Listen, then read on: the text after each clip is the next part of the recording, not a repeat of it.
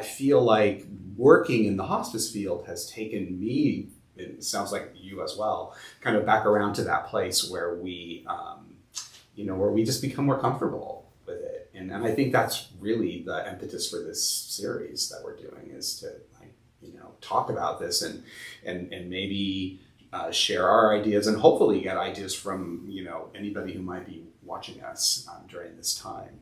I'm thinking this is a good time to remind people that this is a monthly conversation. We are talking about death and dying. Yana Rose Zovich, Steve Willey, and if you do have any comments, please feel free to put them in the comment section, and again, we will love to address those. So I feel a lot like you had, I think, used the term earlier, run the other direction from death. Yes. And talking about death. And I know that you have the same experience as I do when you're at a party and somebody says, hey, what do you do for a living? Yeah, well, I work for hospice, and, we support people at the end of life. And, we're in the death and dying field, and there are basically 2 or 3 responses to that question. What are some of the ones that you've noticed, Yana? Excuse me, I need to go I forgot something over here, and I have to fill up my wine. That's the most, or silence. I mean, that's a version of silence, right? Running, running and sort of pausing, and I can see people working hard to think about what to say. Yeah. Which is why, we just don't have the script. We don't have the modeling. The typical vocal response to me is, uh-huh. Uh-huh. Oh. But also what happens sometimes is the opposite thing, where you'll be talking to somebody at a party, you'll tell them you work for hospice, yes. And then immediately you are going to be that person's best friend and confidant for the next 45 minutes as they tell you about all of their experiences with death and dying, yes. And how they got through this. And because they know that we'll be comfortable with that. Suddenly it's a safe place, mm-hmm. And they haven't had any other way to do that. They haven't had anybody give them permission to talk about this. And I find that is even more telling, that people want to talk about this. I mean, there are people that want to express their feelings and what they went through, and how much love they have and the grief they share. And they want to do this, but they just don't have the place to do it. And no matter how inappropriate the place, when they know that that you're interested, you're genuinely interested, yeah. And that you want to hear what's what their experience is, man, they will take the ball and run with it. Yeah. And that's great. That's great. It doesn't always make for the best party experience ever. But if somebody needs that, then I'll help them out with that. Absolutely. I feel like you and I are kind of on a mission to make death and dying good cocktail party conversation that everybody could partake in. In a pretty comfortable way, make it just a little more sexy, a little more fun. Right? You and I have actually talked about this, and one of the reasons I think that we got together to do this is because we have had discussions about how it is perfectly fine to didn't used to be able to talk about it at a dinner party, politics, sex, food, all these things. People always like to talk about food. That's true. Let's take that one off the list. No, but we should all talk about all these things. I think like we do talk about food, because it's fundamental. Yeah. And I think we all want to.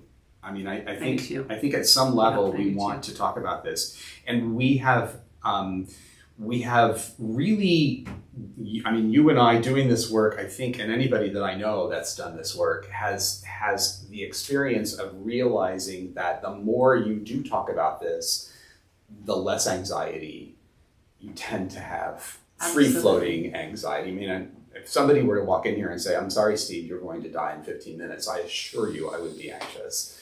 But the general sort of free-floating, oh my gosh, I'm going to die someday anxiety I just don't feel like I have that, anymore. Yeah, it's really interesting.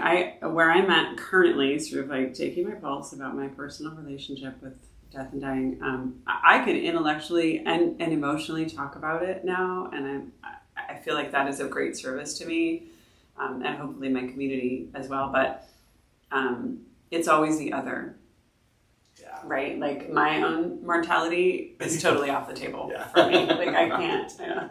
And I've been to your workshop where you're like, okay, now we're going to meditate and think about, what we would like to have in our room. I'm like, what? No, my room of the day. So I'm very much in that, right? So I get it. Yeah. If you're just joining us, this is Steve Willey. My name is Janana Rozovich. This series is called Before I Die, How Death Invites Us to Live Deeper, Richer, and More Meaningful Lives. And if you have any questions, please type them into the comments. We'd love to answer them if we can. And we're gonna keep going.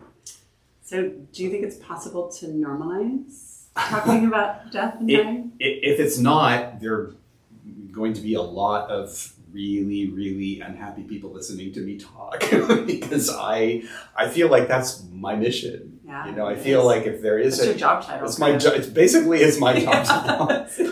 I am the director of volunteer and community education. So one of the things that I do love to do, and it is kind of a hard sell sometimes, is to go out into communities that are different. They're not communities that you would normally associate with healthcare or facilities of any kind. I mean, I've always had this desire to go out to like a tech organization or let's do it. Just talk about death and just invite people to talk. Please about invite death. us, Yes. invite them, but please invite us to come to invite you to talk about death. But that is really a goal of mine in this role, and so far I've been able to do that a little bit, but I do really see the hesitancy. It's like, wow, we love what you talk about, and it's really not a good fit for us for you to come out and talk about this. Yeah, well, I mean, you're right, because I think people will say why. And really needs to normalize it.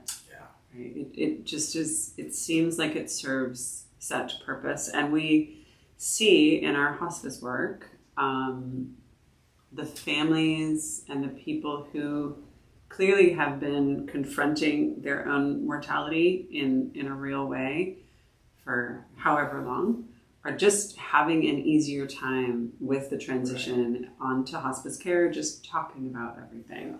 And we have people on service with hospice for days, and we have people on service on hospice service for years.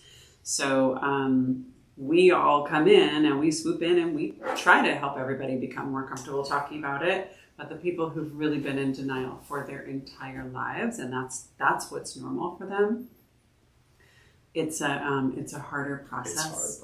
It's a harder process, and we really try to meet people where they're at. So we don't try to come in and change that. We just, I can definitely say that it makes the time of the end of life harder, no matter how long that is, right? The people who still have their sense of humor, that's such a gift to see. Like people who are laughing and crying and inviting it into their living room, things like that. It's just really, it shows us how it can be done. And it's different than what we see in movies, Yeah. That is one of the things that I really am grateful for working in hospices over the years, as being able to be a part of those families that really did come together, and families, one or two people, or large families, or even just patients by themselves with the help of a caregiver. The situations and the experiences I've had that stay with me the most are those open ones, like what's coming next.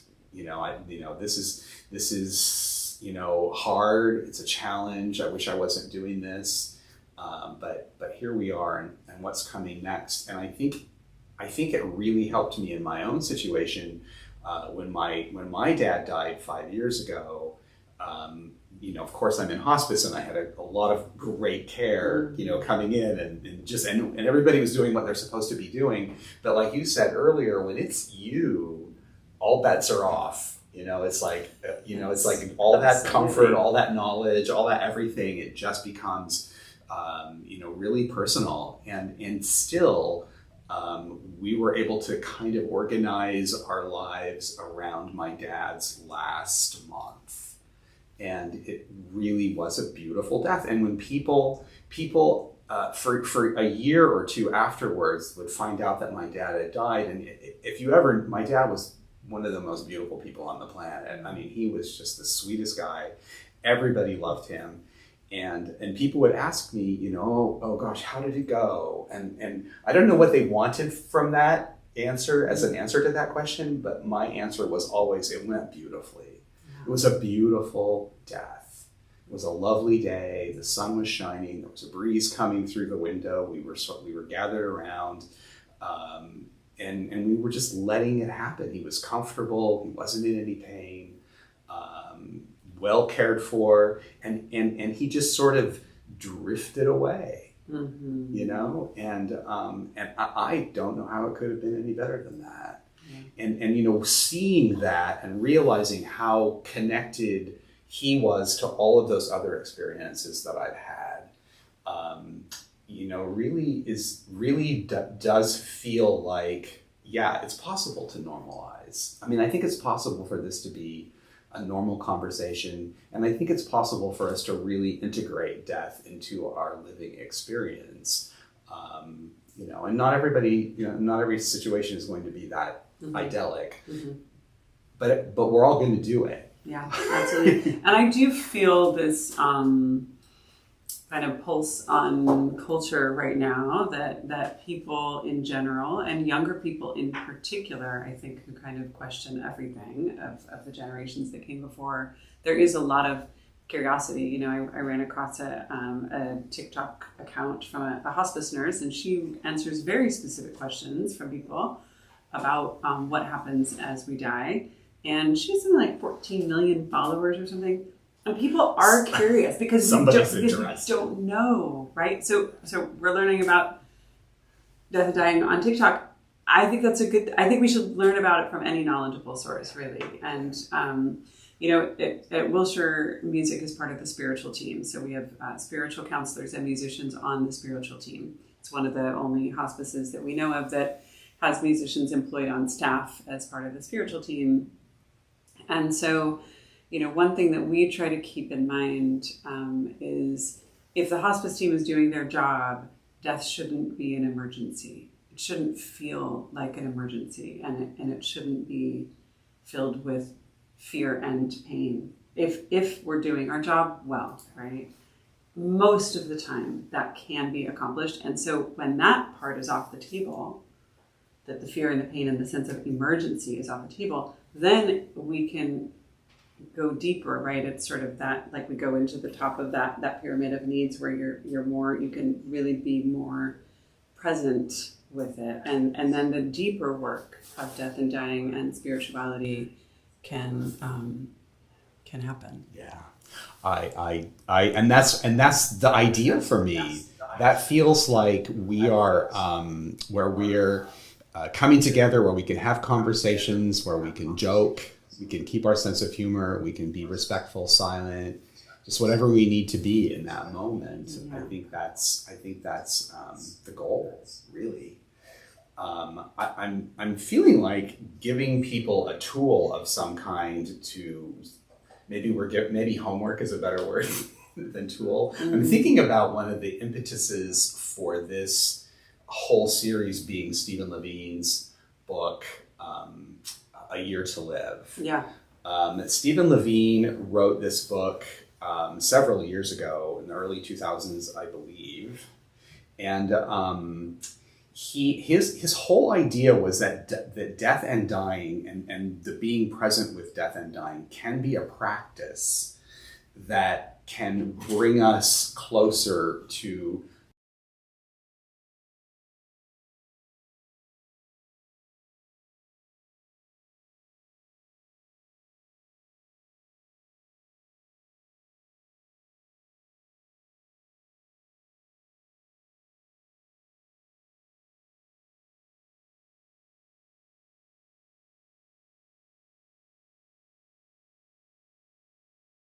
on paper very slowly and highlighting sections and writing down some quotes. And that way, yeah, it is a super, I think it's kind of revolutionary in the sense that he talks about cultivating a practice of death and dying, as in practice dying while you're living. Right. It sounds so strange. But as he goes into it, the whole question is, if you only had a year to live, how would you live, right? So you can set a date and actually work towards that. There are workshops that you can do, a year to live workshop. I think you did one. Yeah. You'll tell us a little bit more about Yeah. it. But it feels to me like he wrote that really as a direct counter to the societal idea that we run from it, right? So what's the opposite of running from? It's not only to face it, but it's to go towards it. Right. And there's this great quote from that book that I love. I wrote it down as a common 18th century epitaph, so words on a tombstone. 18th century, death was everywhere up close. It was in our living room. It was buried in the backyard for our ancestors, that kind of thing. So I think a very different cultural relationship with death at the time. This is so great. It says, remember, friends, as you pass by, as you are now, so once was I. As I am now, so you must be. Prepare yourself to follow me. And what I love about that is the prepare part. Right? So prepare now is the idea. Do it now, because that's going to make this easier. That's what I feel like that tombstone is saying. Yeah. You know? And I kind of like the idea of a friendly tombstone. Absolutely. It's like, here's the tombstone reaching out to you and saying, hey, my friend.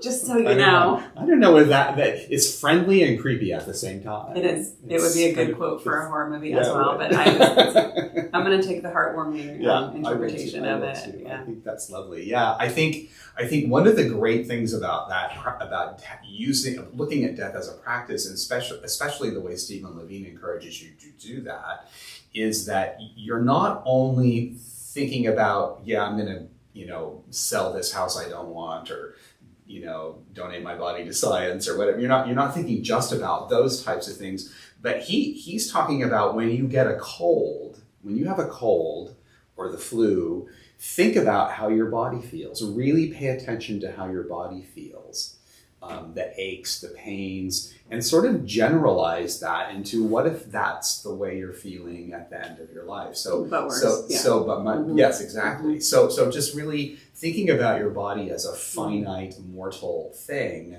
and beyond that, when you're through the other side and you, with any luck, past your death date that you set for yourself, then you're looking at your life in a much more intense, colorful, vibrant, lively way. I think that's how I've experienced it. And mindful, right? Yeah, he talks a lot very about much just so. Really. So he's a big proponent of meditation, and just that idea of sitting with what is uncomfortable. I'm having a memory of a really wonderful experience I had with a patient a year or two ago. Time is so relative now, post-COVID. But it was a gentleman who was on service for a long time. He was in his 80s, and so many things I could say about him, but suffice to say that it was one of those people that we really felt as a team that we did a really good job with, and a lot of what he needed to work with was this life full of so much loss. Grown up in foster homes, had lost his mother very young, very difficult family relationships, and he was a dude, he was just a guy in his 80s. He'd been a police officer. One time I asked him, because he was talking a lot about unresolved emotion during my visits, because music breaks people open, right? And it invites them to open, I guess is a nicer way of saying it. And so people will tell me a lot of things, and I'm careful to not try to act like a therapist, because I'm not, but I do invite them to share. And I asked him, have you ever been to therapy? And he was like, therapy? What? That's like, where some people would, once when I was a teenager, they tried to make me talk to some woman or whatever. I mean, so a lot of things were unprocessed in this gentleman, right? Beautiful voice. The spiritual service of music to him was very, very profound. And the second to the last time, I think I was seeing him daily towards the end, because he had such a deep connection to music and to me in particular, of the team members. He just said, I said, how are you feeling today? And he said, this is really something. I'll tell you, this is really something. And I knew he meant the process of dying, because he was bedbound. He couldn't, he was very steadily declining. He died a few days later. And I'll just never forget the way that he said that and the look on his face, that he was very mindful at that point in his life of exactly what was happening. So, yeah, I mean, there's a case to be made for that, right? And all the lessons that it can teach you, and the emotional healing and the spiritual healing that can come from that. It's pretty amazing. Yeah. No, I think that, I mean, I have heard you tell that story before, and I think those words, this is really something, I mean, there's so much depth into that whole idea that, this is something, and we miss so much of this when we run, or when we turn around, or when we don't think about this. We, it's so common for us to just completely live our lives in a sort of I want to say mindless way, but I don't mean it that way. I don't mean mindless, but I mean the opposite of mindful way. Avoidant, we could say. And how much we miss. I mean, honestly, I have heard so many people, and I've actually said this myself a time or two, that I would like to just kind of go in my sleep and not experience that, and just go and die and not have to know what, not have to suffer the pain or whatever happens. Yeah. And yet, after the years I've spent working in hospice, I feel that almost like I don't want that. And I don't want to die in horrible agony or pain, or absolutely, with lots of horrible symptoms, but I also don't want to miss that experience. Yeah, I'm weird like that too. If you're just joining us, this is Steve Willey. I'm Janana Rozovich. We are talking about death and dying. If you have any questions, please put them in the comments and we'll try to address them. I want to play a very short snippet of a song, because this is an old folk song called Red River Valley. And it's one of my favorite illustrations of this idea that we do talk about death and dying culturally through music. If you think about all the songs that are just about leaving, they're just about loss. And any song about loss can actually be a song about, leaving this earth, right? From this valley, they say you are leaving. We will miss your bright eyes and sweet smile. For they say you are taking the sunshine that has brightened our pathway a while. Come and sit by my side if you love me. Do not hasten to bid me adieu. Just remember the Red River Valley and the one who has loved you so true. Kind of perfect, right? Kind of perfect. Yeah. I'm thinking about the line in that song, come and sit by my side if you love me. Yeah, I love Do not hasten to bid me adieu. And that is an experience that completely sums up the experience I had with my dad, and the experience that I have seen so many families have with their loved ones at the end of life. I mean, that just wraps it all in a nice little package. And we often on the hospice team will tell loved ones, you can talk to this person.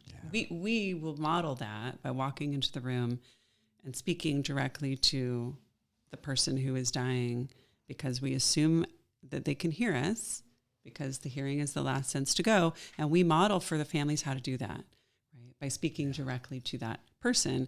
And we will encourage you can sit here and talk to them, say everything that you want to say, do it now. Yeah. You hold their hand. You don't have to leave the room. You can leave the room. There's no script here other than don't be afraid to really communicate, even if they can't communicate in return. And why, and why can't we do that? Or don't we just know? Why can't we do that all the time? Sit down with people, tell them that we love them. Oh, right. You know what I'm saying? Yeah. I mean, it's like weird. Yeah. I don't mean like right this very second, but I do mean if we're talking about this in before I die context for deeper, richer, and more meaningful lives, then I think we almost have an order, a mandate of some kind to be open with those that we care about and not leave those things unsaid till the last minute, which could be now.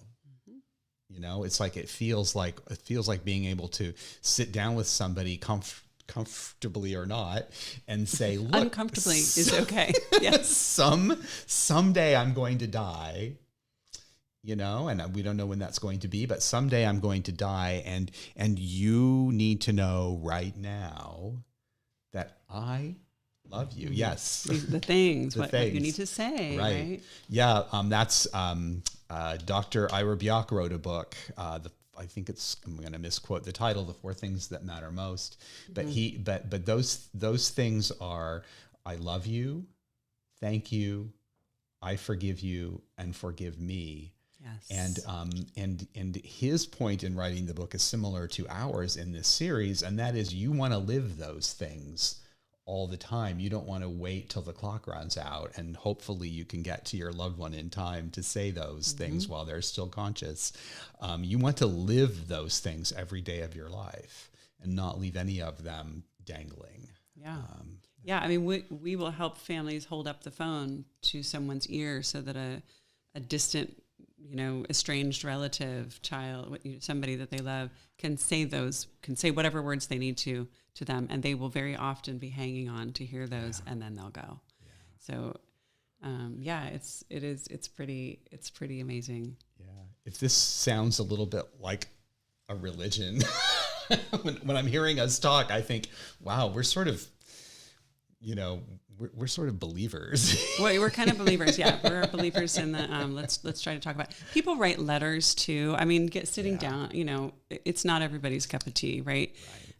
You can write letters, but just that whole idea of saying what you need to say and doing it now. I definitely think that's important. I think it's important enough to where it affects, I mean, I know for you and I, and for the people that we both know that work in this field, I know it affects how we do our work on a daily basis. And I'm wondering if we getting closer to the end of this conversation today. Have you given any thought to how you differently spend your time thinking about your daily work and how you do? You've actually talked a lot about that today, but any specifics about how doing this work has mindfully informed how you do your work? Mm-hmm. Right. How has my hospice work affected me and helped me? Mm-hmm. Yeah. How has it changed? I mean, I think in a couple different ways. One is there have been so many occasions when I've walked away from a home or a care facility and just felt gratitude that I am not the one currently that is confronting the end of my life, right? That I have this day, I walk around in this healthy body. I climbed a mountain yesterday. I'm going to go home and make dinner with my son. Like, those are really, repeated reminders of gratitude. Absolutely. I think that's really the biggest one. My experience with those 2 friends that I mentioned, and then my entry into hospice work, that kind of period of my life was really pivotal.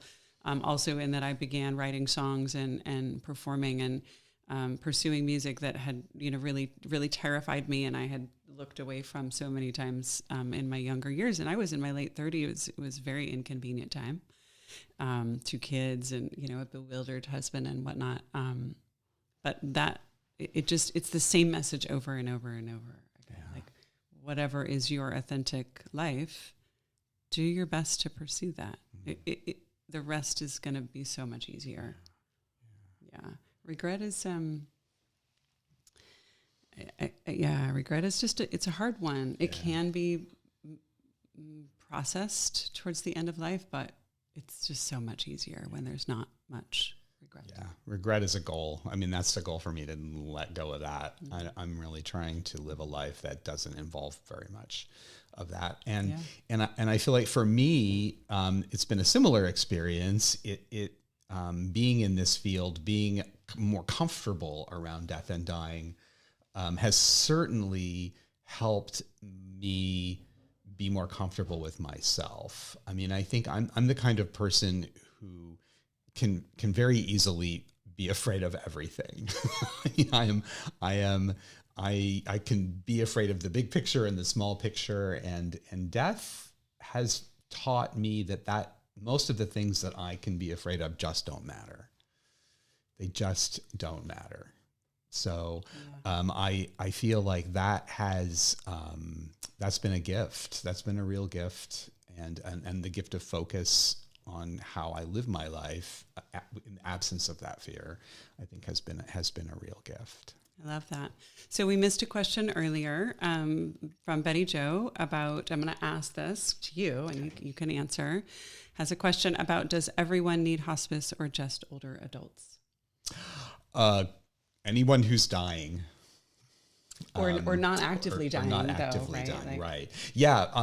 I mean, I think it's a common misconception that hospice is for people in the last few days or hours of their life, and hospice is much more than that. It's the technical hospice benefit is 6 months. So anywhere around that, and depending on what the need is, people can access hospice services. And certainly a lot of the folks who come on to service are older adults, but also, Stephen Levine, I believe it was also said, and he's probably not the only one, that everybody dies. I mean, everybody yes, dies. We do. I mean, it's funny people, like annoying people, old people, young people. I mean, Mother everybody, Teresa, et cetera, everybody dies. So the hospice benefit is to allow that to happen in a more comfortable, symptom managed, spiritual symptoms, emotional symptoms, all managed. And that's what that's for. It's about quality of life, right? It's about helping people live a better life. That's really what it's about. On the last day we die, right? Right. So there, you do need to qualify. Hospice services are covered for free by Medicare, but you do need to qualify with a physician saying that person, if they're not going to pursue curative treatment, has 6 months or less to live. And the services are wonderful. The common thing that we hear from families that have experience with hospice is, I wish I would have gone on sooner. So we see that all the time. All the time. I have another comment here. Andrew Seaver, forgive me if I mispronounced that, says, when I hear Sit by My Side, the song Red River Valley that I just played, it makes me think of what a dying person needs and how that can be so different from what their family might think they need, right? And what we might think to give them. Yeah, and that brings to mind the importance of us having these conversations, because how is anyone going to know what we need if we don't communicate that? Yeah. And if we're communicating that to the folks we love and the people around us, our friends, our families, then they're going to know that, or they may not be happy about it in the future, and it may be hard for them, but at least at some point they will have known what our wishes are. Yeah, and when in doubt, just sit by their side. Yeah, for sure. Absolutely. I'd love to hear that poem that you have floating around. Sure. You know what? This poem is by Mary Oliver, who is sort of the, I'd say, unofficial poet laureate of hospice work. Her poems are gritty and earthy, and this particular one has a little bit of a twist at the end, which I love, even though it can be a little harsh in its in the first part of it, which is what we also love. When death comes like a hungry bear in autumn, when death comes and takes all the bright coins from his purse to bury me, snaps the purse shut. When death comes like the measles pox, when death comes like an iceberg between the shoulder blades, I want to step through the door full of curiosity, wondering, what is it going to be like, that cottage of darkness? And therefore, I look upon everything as a brotherhood and a sisterhood, and I look upon time as no more than an idea, and I consider eternity as another possibility. And I think of each life as a flower, as common as a field daisy, and as singular, and each name as a comfortable music in the mouth, tending, as all music does, towards silence. And each body a lion of courage and something precious to the earth. And when it's over, I want to say all my life I was a bride married to amazement. I was the bridegroom taking the world into my arms. When it's over, I don't want to wonder if I have made of my life something particular and real. I don't want to find myself sighing and frightened or full of argument. I don't want to end up simply having visited this world. Beautiful. Mary Oliver. Mm-hmm. This was fun, Steve. Totally. Let's do it again. Yeah. Okay. Next month. Thank you so much for joining us, everybody. This is a 12-month series, Before I Die, How Death Invites Us to Live Deeper, Richer, and More Meaningful Lives. You can find us on Facebook Live, YouTube Live. You can find us on Facebook and YouTube at Wilshire Health and Community Services.